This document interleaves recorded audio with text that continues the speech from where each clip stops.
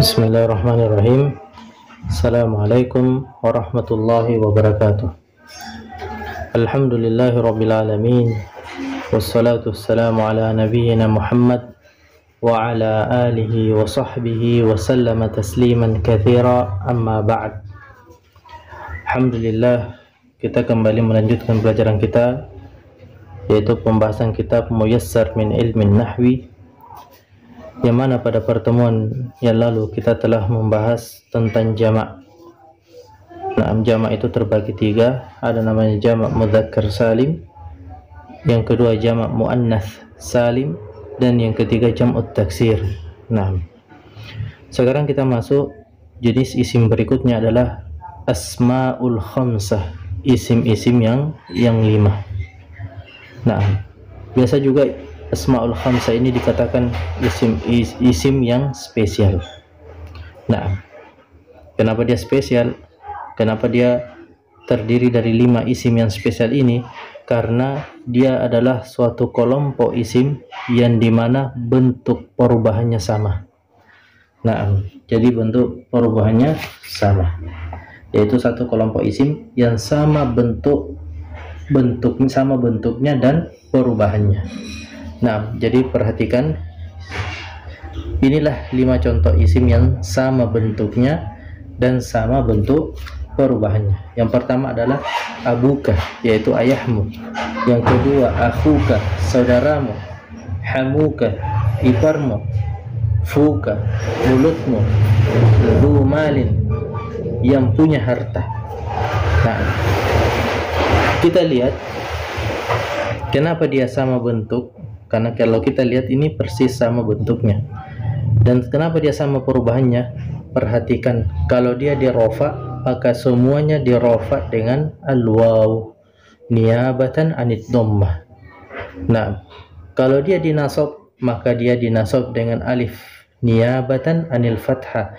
Maka kalau dia dinasab, maka kita katakan abaka. Akhuka dinasab menjadi akhaka.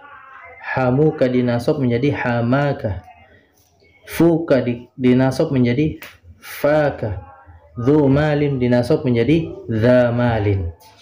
Nah, jadi dia sama-sama dinasab dengan alif. Kemudian dia dijer atau dikhafat dengan al-ya. Nah, dia dijer dengan al-ya menjadi abika, akhika, hamika, fika, zimalin. Nah, zimalin.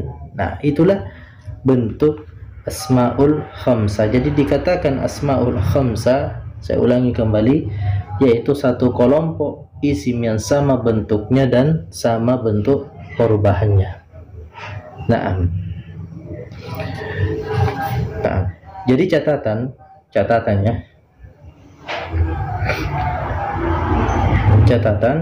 yang perlu kalian tanbih di sini adalah akhiran isim itu tidak mesti diakhiri dengan domir. Nih, akhiran isim ini tidak mesti diakhiri dengan domir. Nah, jadi bisa saja kalau misalkan kita katakan Abu Muhammadin. Nah, ini Abu, ini tetap kita katakan asmaul khamsah. Ataukah Abu Talibin. Nah, sama. Jadi tidak mesti itu diakhiri dengan dhamir. Bisa saja dia akhiri dengan isim zahir. Nah, demikian pula dengan ini. Tidak mesti diakhiri dengan zumalin. Bisa saja kita katakan zu quwwatin. Naam, zu quwwatin, bisa saja. Naam. Jadi tidak mesti dengan zumalin, tapi inilah yang dikatakan asmaul khamsah. Naam, paham ya? Nah, dari sini kita bisa melihat bahwasanya asmaul khamsah itu memiliki beberapa syarat. Jadi asmaul khamsah memiliki beberapa syarat. Jadi asmaul khamsah itu memiliki syarat-syarat. Nah, Apa syarat yang pertama? Yaitu yang pertama adalah hendaklah dalam bentuk mufrad. Nah, apa itu bentuk mufrad? Ya bentuk tunggal, bukan jamak. Misalkan abun. Nah, tidak boleh dalam bentuk jamak. Misalkan abun, jamaknya adalah aba'u, aba'un. Nah, maka dia kalau dia dalam posisi jamak tidak bisa dikatakan asmaul khamsah. Coba kalau kita sandarkan kepada domir, aba uka. Nah, aba uka.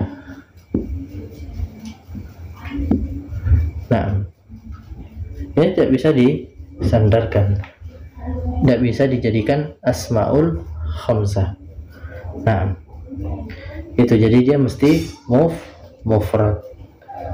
Kemudian syarat yang kedua, mesti diidofahkan. Tahu diidofahkan? Diidofahkan itu artinya disandarkan. Nah, diidofahkan itu artinya disandarkan.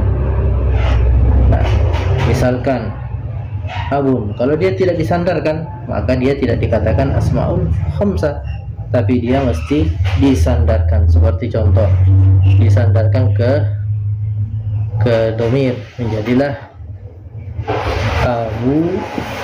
abuka. Nah, karena dia disandarkan, maka dia ditulis seperti ini. Nah, paham? Jadi kalau seperti ini tidak bisa disebut isim yang 5. Kalau dia tidak disandarkan, maka dia tidak dikatakan isim yang 5. Seperti akhuka, tidak disandarkan, maka cukup ditulis seperti ini, akhun. Ini bukan isim yang 5. Nah, paham ya? Ayo. Kemudian yang terakhir, syarat yang terakhir dari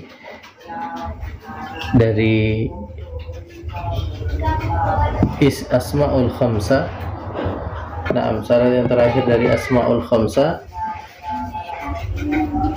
tidak boleh diidafahkan kepada ya mutakallim. Nah, tidak boleh diidafahkan kepada ya mutakallim. Nah, seperti ya mutakallim itu artinya ya'udu ila damir ana, kepunyaanku ya, ana. Misalkan abun diidafahkan kepada ya mutakallim, menjadilah abi, artinya bapakku. Nah, ini bukan asmaul khamsah. Paham? Jadi syarat ini harus mutlak menjadi syarat dia dikatakan asmaul khamsah. Yang pertama, dia harus dalam bentuk mufrad. Yang kedua, harus disandarkan. Yang ketiga, tidak boleh disandarkan kepada ya mutakallim. Nah, contoh, coba kalian jawab ya. Kalau saya katakan akhun, cuma sampai sini, ini bolehkah kita katakan di asmaul khamsah? Tidak memenuhi syarat. Ya, syarat pertama terpenuhi, tapi syarat kedua tidak terpenuhi, berarti dia bukan asmaul khamsah. Kalau saya katakan